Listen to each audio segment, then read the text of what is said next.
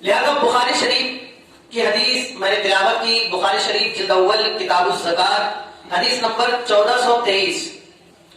حضور علیہ الصلوۃ والسلام ارشاد فرماتے ہیں سبعۃ یظلھم اللہ فی ظلہ یوم لا ظل الا ظلہ. 7 آدمی ایسے ہیں جن کو اللہ تعالیٰ اپنے خاص سائے میں رکھے گا. کب؟ میدان محشر میں. خاص سائے میں رکھے گا کہ جس روز اس کے سائے کے سوا کوئی سایہ نہیں ہوگا. میدان محشر کے بارے میں آپ نے پڑھا کہ جب حشر کا میدان لگا ہوگا، اللہ اکبر، تو زمین آج مٹی کی ہے، اس کے اندر قوت جذبیت ہے، وہ اپنے اندر جذب کرنے کی طاقت رکھتی ہے. حشر کے میدان جب لگا ہوگا، حساب کتاب ہو رہا ہوگا، اس وقت زمین مٹی کی نہیں بلکہ تانبے کی ہوگی. آج سورج کتنی میل دور ہے؟ 4تھے آسمان پر سورج ہے. کون سے آسمان پر؟ 4تھے آسمان پر. اور زمین سے پہلے آسمان کی دوری کتنی ہے؟ اگر تیز رفتار گھوڑا 500 سال مسلسل دوڑتا رہے جب زمین سے پہلے آسمان پر پہنچے گا. پھر پہلے آسمان کی موٹائی اتنی ہی ہے، یعنی تیز رفتار گھوڑا 500 سال دوڑتا رہے، پھر اس کے بعد پہلے آسمان سے دوسرے آسمان کی دوری یعنی 800 سال، 8000 سال. اگر تیز رفتار گھوڑا اپنی پوری تیزی کے ساتھ دوڑتا رہے جب وہ سورج کو پائے گا، یعنی سورج اتنی دور ہے. بتانے کا مقصد یہ کہ 4تھے آسمان پر آج سورج کی پیٹھ جو ہے وہ زمین کی طرف ہے. سورج کی پیٹھ زمین کی طرف ہے. پھر بھی جب گرمی کا موسم آتا ہے، اللہ اکبر، تو ہم لوگوں کو چین و قرار حاصل نہیں ہوتا. گرمی کی شدت یہ ہوتی ہے کہ انسان ادھر ادھر پھرتا ہے اتنی دور سورج ہونے کے بعد.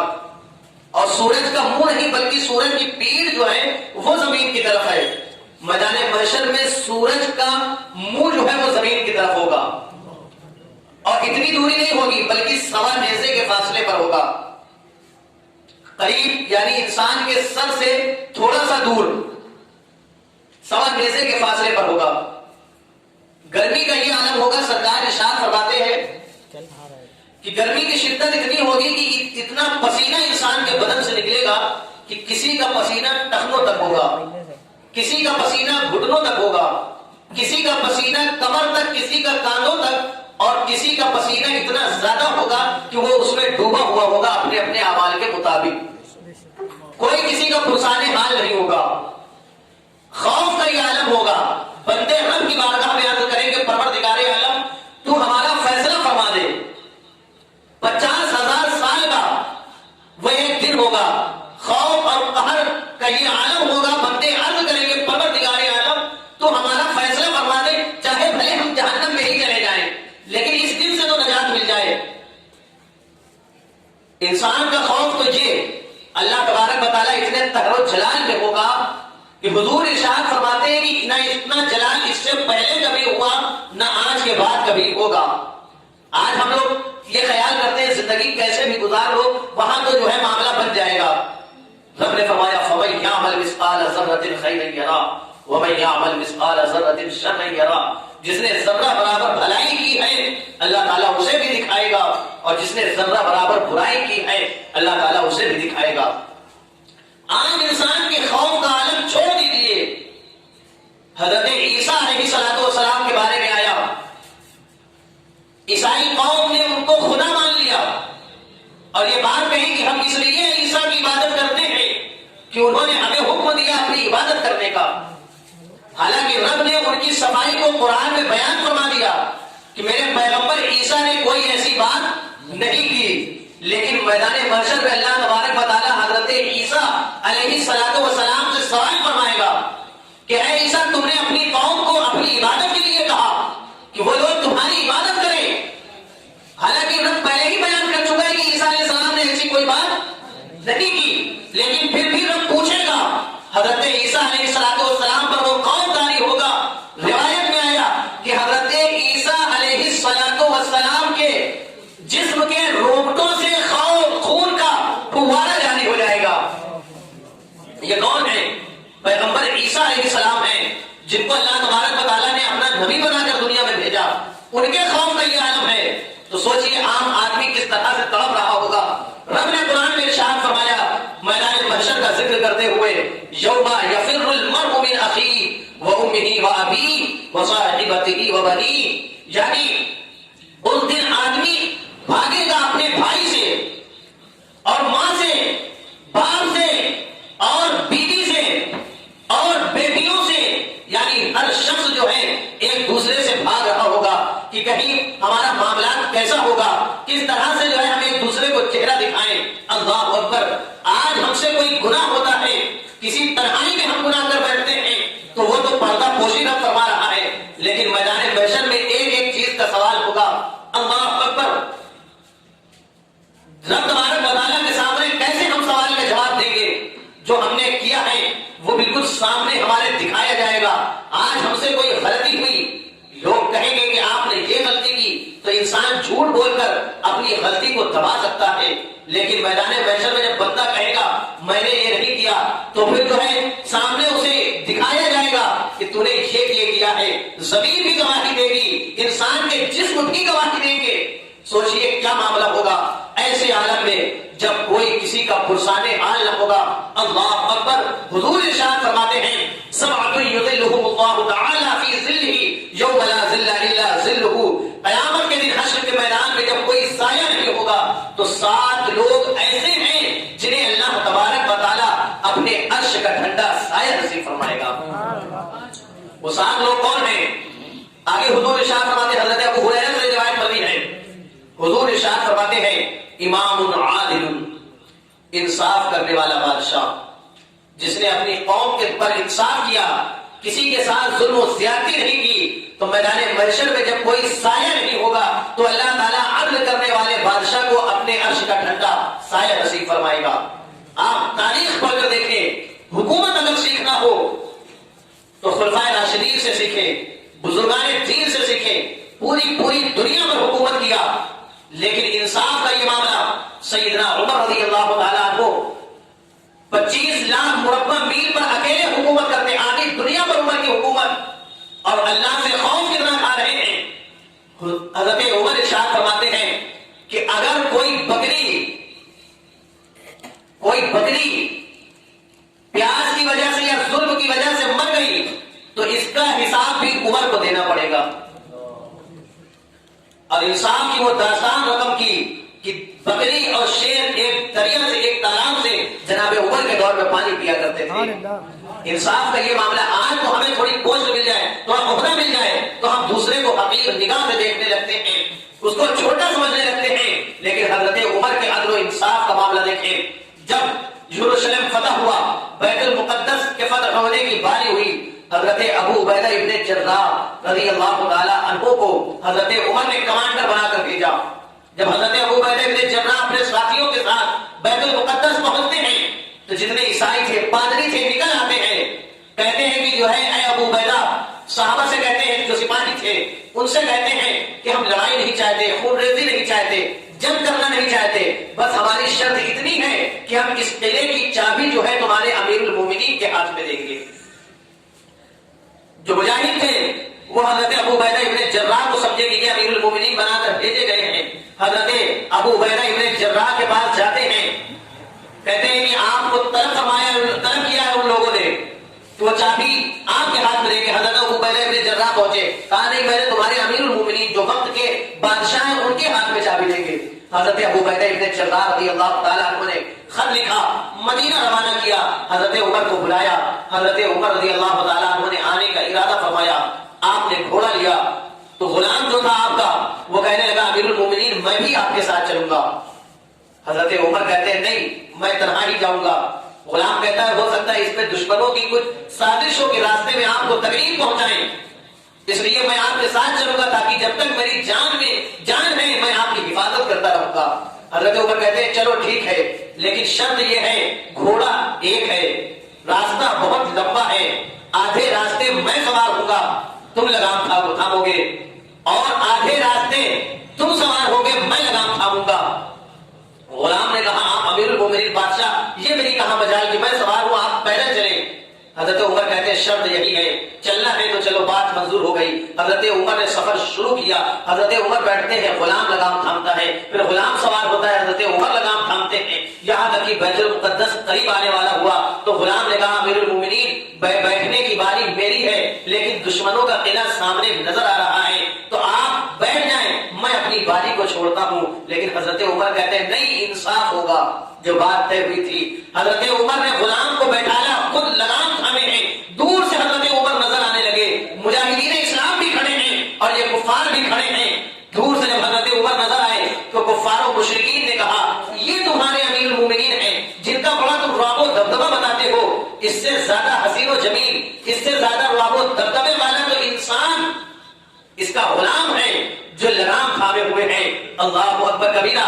مسلمان کہتے ہیں اے لوگوں تمہیں پہچاننے میں غلطی ہو گئی، ہمارا بادشاہ وہ نہیں ہے جو گھوڑے پر سوار ہے، بلکہ ہمارا امیر المومنین اور ہمارا بادشاہ وہ ہے جو لگام تھامے ہوئے ہیں. اللہ اکبر. انصاف کا یہ معاملہ جب قریب آتے ہیں، حضرت عمر رضی اللہ تعالیٰ عنہ قریب آئے تو سارے کے سارے لوگوں نے، جو عیسائی تھے اور جو کفار و مشرکین تھے، سب نے قلعے کی چابی آپ کو دیا اور کہا کہ آپ جو ہے قلعے کی چابیاں بعد میں قبول کریں، پہلے ہمارا اسلام لانا قبول کریں. حضرت عمر بن خطاب رضی اللہ تعالیٰ عنہ فرماتے ہیں کیا بات ہے تم دین کو قبول کر رہے ہو؟ میں نے تو ابھی دین کی دعوت بھی نہیں کی. وہ کہتے ہیں کہ ہم نے اپنی کتب سابقہ میں پڑھا ہے، پہلی کتابوں میں ہم نے پڑھا ہے کہ بیت المقدس فتح وہ کرے گا کہ عدل و انصاف کا وہ پیکر ہوگا کہ خود جو ہے پیدل ہوگا اور اپنے غلام کو سواری پر بیٹھا لے گا. فقط اسلام دنیا میں یہ منظر پیش کرتا ہے کہ پیدل چل دیے آقا، سواری پر غلام آیا. حضرت عمر رضی اللہ تعالیٰ عنہ حضرت ابو عبیدہ کو لیتے ہیں، باہوں میں باندھے ڈالتے ہیں.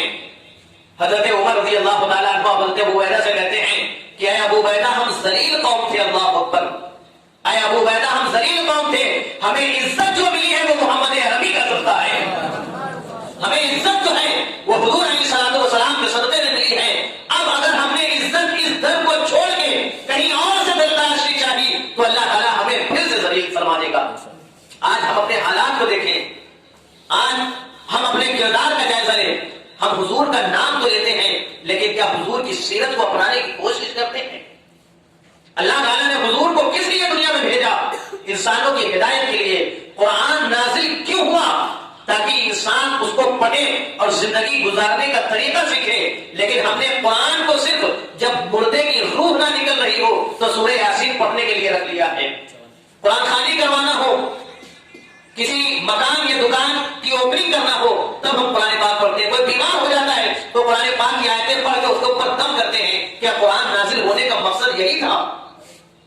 اس چیز سے انکار نہیں ہے کہ اگر مریض ہے اس کو قرآن پاک کی آیتیں دم کر کے پانی پر پلا دیا جائے تو اللہ تعالیٰ قرآن پاک کی برکت سے اسے شفا عطا فرمائے گا. اس چیز سے انکار نہیں ہے کہ روح نہ نکل رہی ہو، سورہ یاسین کی تلاوت کرے، اللہ تعالیٰ آسانی فرمائے گا. انکار نہیں ہے، لیکن قرآن کے نازل ہونے کا مقصد صرف یہی تو نہیں تھا، بلکہ قرآن نازل اس لیے ہوا. اللہ نے فرمایا وَنُنَزِّلُ مِنَ الْقُرْآنِ مَا هُوَ شِفَاءٌ وَرَحْمَةٌ لِّلْمُؤْمِنِينَ. ہم نے قرآن کو اس لیے نازل کیا کہ اس میں مومنین کے لیے شفا ہے، رحمت ہے، اور اللہ تعالیٰ نے اس کے ذریعے لوگوں کی ہدایت عطا فرمائے. تو آج ضرورت اس بات کی ہے کہ ہم قرآن پاک سے زندگی گزارنے کا طریقہ سیکھیں. حضور ارشاد فرماتے ہیں حشر کے میدان میں جب کوئی سایہ نہیں ہوگا تو امام عادل، عدل کرنے والے بادشاہ کو اللہ تبارک و تعالیٰ اپنے عرش کا ٹھنڈا سایہ نصیب فرمائے گا. دوسرا شخص کون ہے؟ وَشَابٌ نَشَأَ فِي عِبَادَةِ اللَّهِ. وہ جوان جس کی جوانی اللہ کی عبادت میں گزری. سبحان اللہ سبحان اللہ. وہ جوان جس کی جوانی اللہ کی عبادت میں گزری. جوانی اس چیز کا نام نہیں ہے کہ صبح سے لے کر شام تک کام کیے، اس کے بعد موبائل میں بزی ہوئے یا جو ہے دوستوں کے ساتھ تفریحات پر نکل گئے، کھیل کود میں ملوث ہوئے. نہیں، بلکہ جوانی تو وہ جوانی ہے جس پیشانی میں، جس ماتھے میں سجدوں کا نور ہو. وشاب النشا فی عبادت اللہ. وہ جوان جس کی جوانی اللہ کی عبادت میں گزری. بچپنے میں تو آدمی مسجد جاتا ہے اپنے باپ کے ساتھ، اسے نماز پڑھنے کا طریقہ نہیں معلوم، صرف شوق میں جا رہا ہے کہ میرے باپ جاتے ہیں میں بھی جاؤں گا. بڑھاپے میں آدمی مسجد کی طرف جاتا ہے، اب گناہ کرنے کی طاقت بچی نہیں، کمزور ہو گیا، ناتواں ہو گیا، گھر والوں نے بھی دھتکار دیا، کوئی پوچھنے والا نہیں. تب اللہ یاد آیا، مسجد گئے. یہ بھی بڑی دولت ہے کہ اللہ تعالیٰ بڑھاپے میں بھی توبہ نصیب فرما دے. لیکن عبادت کی لذت جو ہے وہ جوانی میں ہے. وشاب نشا فی عبادت اللہ، وہ جوان جس کی جوانی اللہ کی عبادت میں گزری. جب اس حالت میں بندہ اپنی جوانی کو گزارے گا، نماز کا وقت ہو نماز پڑھے، روزے کا وقت آ جائے تو روزہ رکھے، اپنی نگاہوں کی حفاظت کرے. اور رب نے جو حکم دیا قل للمؤمنین یغضوا من ابصارہم، میں محبوب آپ فرما دیجیے کس سے؟ مومنین سے. یغضوا من ابصارہم، کہ اپنی نگاہوں کو نیچے رکھیں، ویحفظوا فروجہم، اور اپنی شرمگاہوں کی حفاظت کریں. جب اس حال میں بندہ زندگی گزارے گا تو اسے اللہ تعالیٰ کا قرب نصیب ہوگا. اور جب میدان محشر میں کوئی سایہ نہیں ہوگا تو وہ جوان جس نے اللہ کی عبادت میں اپنی جوانی گزاری، جب کوئی کسی کا پرسان حال نہ ہوگا، کوئی کسی کو پوچھنے والا نہیں ہوگا، تو اللہ تعالیٰ ایسے جوان کو اپنے عرش کا ٹھنڈا سایہ نصیب فرمائے گا. تیسرا شخص کون ہے؟ وَرَجُلٌ قَلْبُهُ مُعَلَّقٌ فِي الْمَسَاجِدِ، وہ آدمی جس کا دل مسجدوں میں لٹکا رہے، مسجدوں میں اٹکا رہے. یعنی مطلب کیا ہے؟ فجر پڑھ کے آیا ہے، کام میں لگ گیا، لیکن دل ہے کہ ابھی ظہر کی اذان ہوگی تو مجھے نماز کے لیے جانا ہے. ظہر پڑھ کے نکلا، انتظار میں ہے عصر کے کہ عصر کی اذان ہو ہم مسجد جائیں. لیکن آج ہم اپنا جائزہ لیں، ظہر کی نماز پڑھ کے ہم نکلے، عصر کی اذان ہوئی تو ہماری زبان سے بے ساختہ نکلتا ہے کہ ابھی تو ظہر پڑھ کے آئے تھے، اتنی جلدی عصر کی اذان ہو گئی. نیک لوگ وہ ہیں کہ جن کا دل مسجد میں اٹکا ہے، عصر پڑھنے گئے، 1 گھنٹے کا وقفہ ہے، مسجد میں بیٹھ گئے اس انتظار میں کہ اب مغرب پڑھ کر نکلیں گے. تو رب ارشاد فرماتا ہے ایسے بندے کے تعلق سے جو مسجد میں نماز کے انتظار میں بیٹھا رہے، رب اپنے فرشتوں سے ارشاد فرماتا ہے فرشتوں دیکھو میرا بندہ میری یاد میں، میرے خوف میں نماز پڑھ چکا ہے لیکن مسجد سے جا نہیں رہا، بیٹھا ہے اس انتظار میں کہ دوسری نماز پڑھ کے جاؤں گا. فرشتوں گواہ ہو جاؤ میں نے اپنے بندے کی مغفرت فرما دی، گواہ ہو جاؤ میں نے اپنے بندے کی مغفرت فرما دی. مسجد میں اٹکا رہے، گھر میں ہے، ہمیں خیال رہے مسجد میں صفائی ہوئی کہ نہیں ہوئی، ہمیں خیال رہے کہ مسجد میں کسی چیز کی کمی تو نہیں. جس طرح سے ہم اپنے گھر کو سنوارنے کی کوشش کرتے ہیں اسی طرح سے مسجدوں کو بنانے کی کوشش کریں. رب کی رحمت آواز دیتی. حضور ارشاد فرماتے ہیں جو شخص مسجد بناتا ہے اللہ تبارک و تعالیٰ اس کے لیے جنت میں محل تیار فرماتا ہے. حضور ارشاد فرماتے ہیں جو مسجد میں جھاڑو لگائے تو جو ذرات نکلتے ہیں، جو گرد و غبار نکلتی ہے، اللہ تعالیٰ ایک ایک گرد کے بدلے میں بندے کو نیکیوں سے سرفراز فرماتا ہے. ایک معمول بنائیے اپنا. ہم نے مسجد میں چندہ دیا، تعاون دیا تاکہ یہ خادم لگے، مسجد کی صفائی ہو تو آپ کو اس کا حصہ مل جائے گا.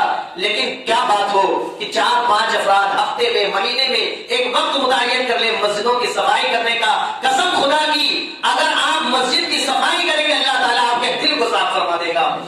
وَرَجُلٌ قَلْبُهُ مُعَلَّقٌ فِي الْمَسَاجِدِ، وہ آدمی جس کا دل مسجدوں میں اٹکا رہے، اپنے گھر سے زیادہ مسجد کا خیال رکھے، اپنے گھر کی پاکیزگی سے زیادہ مسجد کی پاکیزگی کا خیال رکھے، تو قیامت کے دن جب کوئی سایہ نہیں ہوگا تو اللہ تعالیٰ ایسے شخص کو اپنے عرش کا ٹھنڈا سایہ نصیب فرمائے گا. چوتھے شخص کے بارے میں آقا ارشاد فرماتے ہیں وَرَجُلَانِ تَحَابَّا فِي اللَّهِ اجْتَمَعَا عَلَيْهِ وَتَفَرَّقَا عَلَيْهِ، وہ 2 آدمی جو صرف محبت اگر کرے، وہ 2 آدمی جو محبت کریں آپس میں تو اللہ کے لیے کرے. وَتَفَرَّقَا عَلَيْهِ، اور اگر الگ ہو، جدا ہو، لڑائی کرے تو صرف اللہ کے لیے کرے. اگر کوئی شخص مسلمان ہے ہمیں نقصان بھی پہنچاتا ہے، اللہ تبارک و تعالیٰ کی عبادت کرتا ہے، مسلمان ہے، مومن ہے، تو ہم اس سے صرف اس لیے محبت کریں کہ یہ اللہ کی عبادت کرتا ہے، اللہ سے محبت فرماتا ہے. کسی شخص سے لڑائی کریں، کسی سے علیحدگی اختیار کریں تو اس بات پر نہیں کہ اس نے مجھے گالی دی، اس بات پر نہیں کہ اس نے مجھے تکلیف دی، میرے لیے پریشانیوں کا سامان مہیا کیا، اس لیے الگ ہو کہ وہ اللہ اس کے رسول کا دشمن ہے. جو اللہ اس کے رسول کا دشمن ہے وہ ہمارا دشمن ہے، اور جو اللہ اس کے رسول سے محبت کرنے والا ہے ہم اسے اپنے سینے سے لگانے کے لیے تیار ہیں. وَرَجُلَانِ تَحَابَّا فِي اللَّهِ اجْتَمَعَا عَلَيْهِ وَتَفَرَّقَا عَلَيْهِ، وہ 2 آدمی جو آپس میں محبت کریں تو صرف اللہ کی رضا کے لیے، اگر جدا ہو تو اللہ کی رضا کے لیے، اپنا ذاتی کوئی مفاد نہ دیکھے. تو حضور ارشاد فرماتے ہیں جب قیامت کے دن کوئی سایہ نہیں ہوگا تو اللہ تبارک و تعالیٰ ایسے شخص کو اپنے عرش کا ٹھنڈا سایہ نصیب فرمائے گا. آگے آپ ارشاد فرماتے ہیں اللہ اکبر وَرَجُلٌ دَعَتْهُ امرأة ذات منصب وجمال فقال انی اخاف اللہ. وہ آدمی جس کو مالدار اور خوبصورت عورت بلائے، عورت صرف عورت نہ بلائے بلکہ ایسی عورت بلائے ذات تو منصب و جمال، جو ذات میں بھی اعلیٰ ہو جمال میں بھی اعلیٰ ہو، ایسی عورت کسی مرد کو دعوت گناہ دے، دعوت زنا دے، اللہ اکبر، اور وہ مرد اس عورت کی بات کو یہ کہہ کر رد کر دے انی اخاف اللہ، میں اللہ سے ڈرتا ہوں. کیا آپ نے سورہ یوسف کی تلاوت نہیں کی؟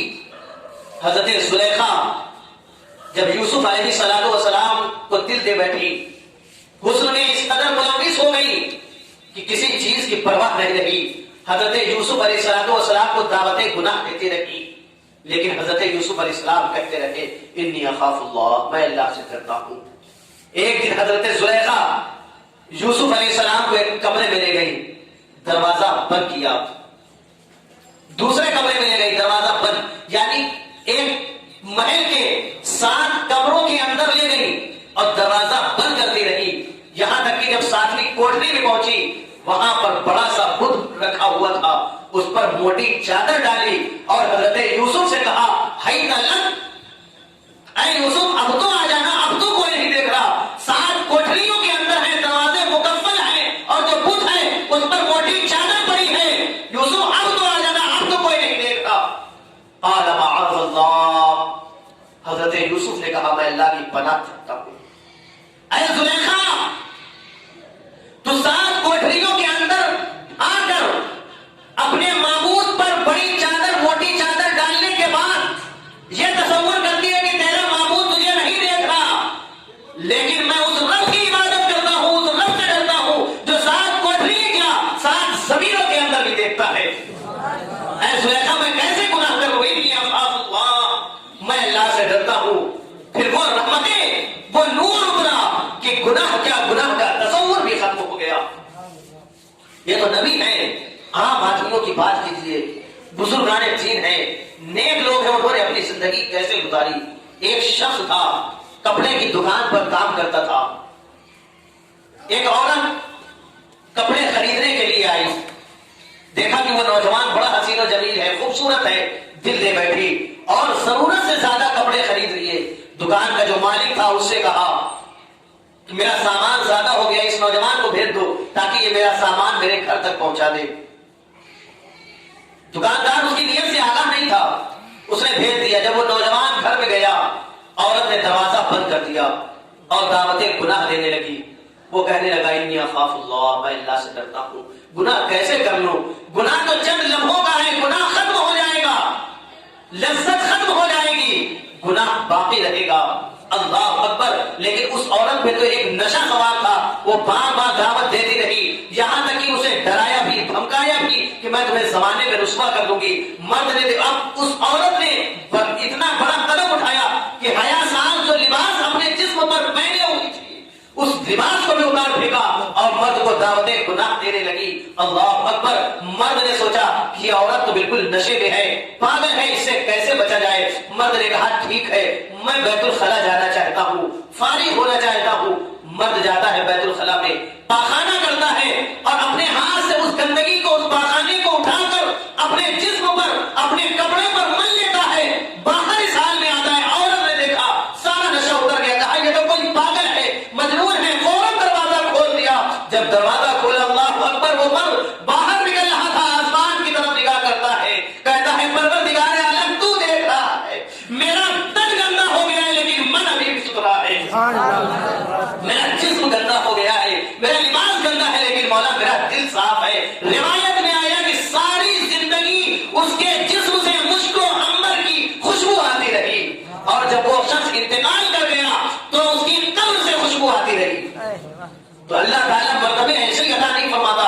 ہم یہ نہ کہیں کہ اللہ تعالیٰ دیکھ رہا ہے، زبان سے نہ کہیں بلکہ دل سے کہیں. ایمان کس چیز کا نام ہے؟ اقرار باللسان و تصدیق بالقلب. زبان سے اقرار کرے اور دل سے تصدیق کرے. تو جب اس حال میں بندہ اپنی زندگی گزارے گا تو اسے انعام یہ ملے گا کہ جب قیامت کے دن کوئی سایہ نہیں ہوگا تو اللہ تبارک و تعالیٰ ایسے مرد کو اپنے عرش کا ٹھنڈا سایہ نصیب فرمائے گا.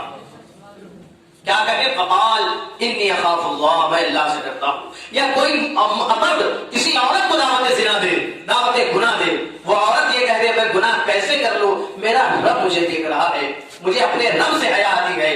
حضور ارشاد فرماتے ہیں حیا شعبۃ من الایمان، حیا ایمان کا ایک حصہ ہے. جس کے اندر حیا نہیں، رب سے حیا نہیں، وہ بندہ کچھ بھی کرنے کے لیے تیار ہے. لیکن جب بندے کے اندر حیا کا ایک لباس ہوتا ہے تو بندہ کچھ کرنے سے پہلے اس کے دل پہ ایک مرتبہ یہ ضرور خیال آتا ہے. جو مفتی اندر بیٹھا ہوا ہے نا دل، یہ کبھی غلط فیصلے نہیں کرتا.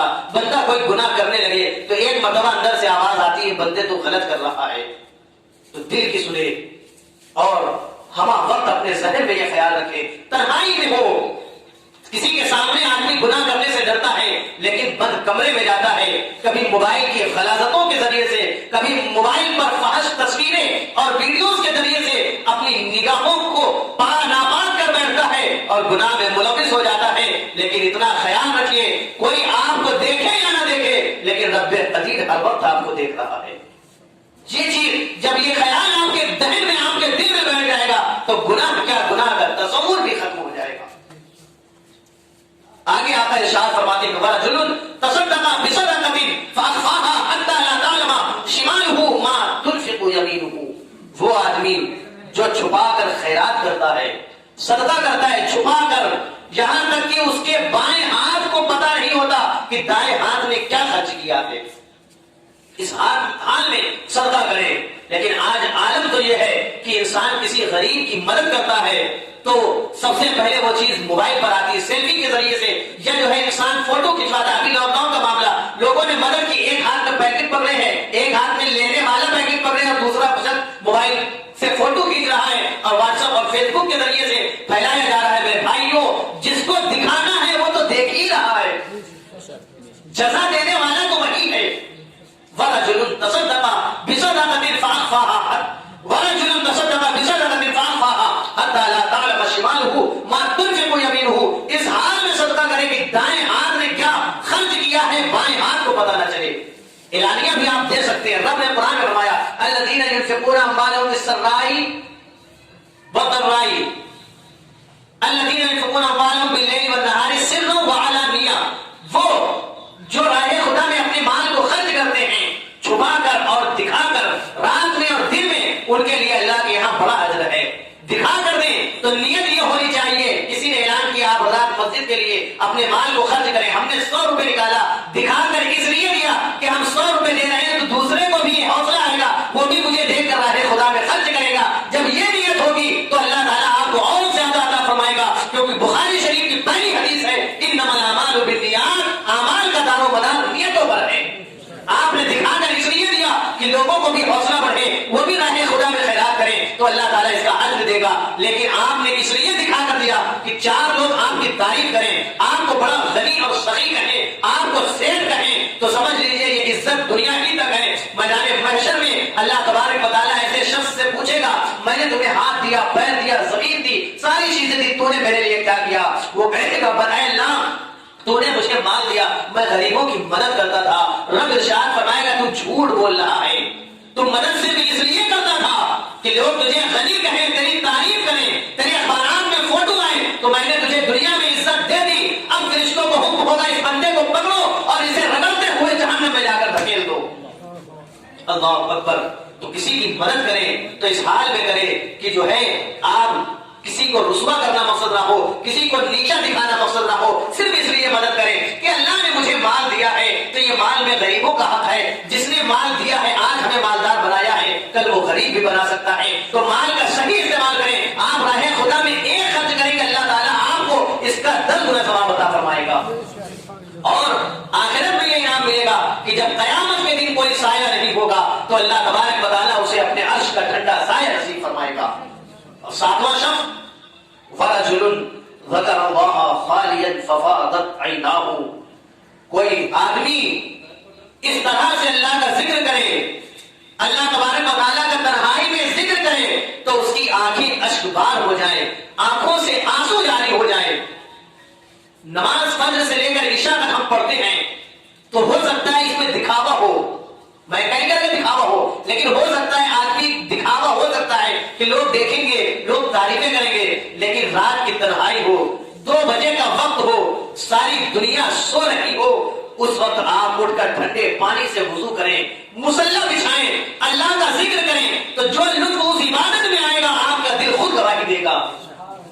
خوف خدا میں آپ کی آنکھوں سے آنسو جاری ہو جائیں گے۔ اور ایک حدیث میں ہم نے پڑھا کہ ایک بندہ خوف خدا سے رویا، اتنا نہیں رویا کہ مصلی بھیگ جائے یا زمین تر ہو جائے، صرف اتنا آنسو نکلا کہ اس کی آنکھ میں جو پلکیں ہیں اس پلک کا ایک بال بھیگ گیا۔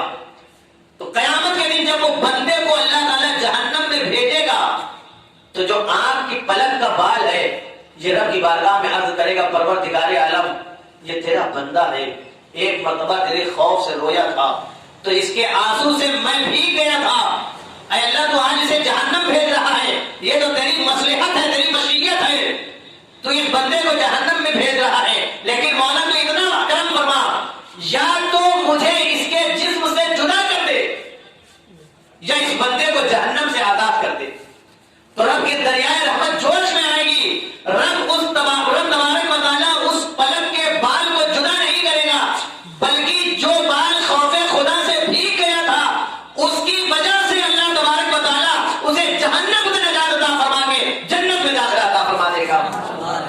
وَرَجُلٌ ذَكَرَ اللَّهَ خَالِيًا فَفَاضَتْ عَيْنَاهُ، جو بندہ تنہائی میں اللہ کا ذکر کرے اس حال میں کہ اللہ ہو، بندہ ہو اور کوئی نہ ہو، اور اس کی آنکھ سے آنسو جاری ہو، اپنے گناہوں کو یاد کر کے، اللہ کی نعمتوں کو یاد کر کے بندے کی آنکھیں اشکبار ہو جائے تو قیامت کے دن جب کوئی سایہ نہیں ہوگا تو اللہ تبارک و تعالیٰ ایسے شخص کو اپنے عرش کا ٹھنڈا سایہ نصیب فرمائے گا۔ یہ 7 آدمی حضور نے بشارتیں دی، تو ہمیں چاہیے کہ اب اس طرح کی بندے کی کوشش کرے، اللہ تعالیٰ سے خوف کھاتے رہے، اللہ تبارک و تعالیٰ سے ڈرتے رہے اور اپنی زندگی اس طرح سے گزارے کہ اللہ اور اس کے رسول کو پسند آ جائے۔ ہم نے اپنی زندگی گناہوں میں گزاری، بڑے گناہ کیے، لیکن آج بھی توبہ کا دروازہ کھلا ہے، موت سے پہلے تک توبہ کا دروازہ کھلا ہے۔ رب کی رحمت آواز دیتی ہے، بندے تو نے لاکھ گناہ کیے، تیرا رویا رویا گناہوں میں ڈوبا ہے، لیکن بندے سن لے، لا تقنطوا من رحمت اللہ، اللہ کی رحمت سے نا امید نہ ہو، ان اللہ یغفر الذنوب جميعا، بے شک اللہ تبارک و تعالیٰ تمام گناہوں کو معاف فرمانے والا ہے۔ آپ سچے دل سے توبہ کر لیں گے۔